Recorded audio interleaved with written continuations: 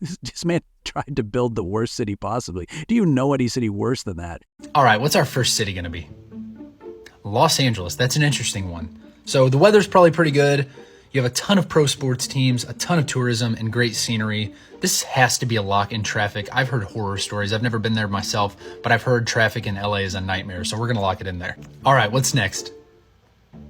Portland, Maine.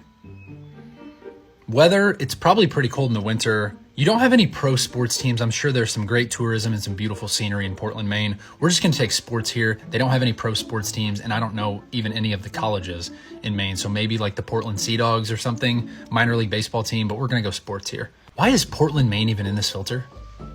Cleveland. Wow. Okay. Weather, it's Midwest. I'm from the Midwest. I know how the summers go. I know how the winters go. Tourism, I don't really know what there is to do in Cleveland. I highly doubt that there's any beautiful scenery in Cleveland. I don't know if it's just because of the football team name, but I just imagine Cleveland as a very like rusty orange and brown city. All right, who's our next victim? Minneapolis. So we have weather or tourism. I don't know much about the tourism in Minneapolis, but I know the weather has to suck, especially in the winter. I'm sure the summer months are probably pretty mild and pretty nice, but I feel like with all the snow and all the freezing cold temps, I'm going to put Minneapolis in weather. I feel confident with that. All right, how about tourism now? I mean, I don't know anything touristy to do in Pittsburgh.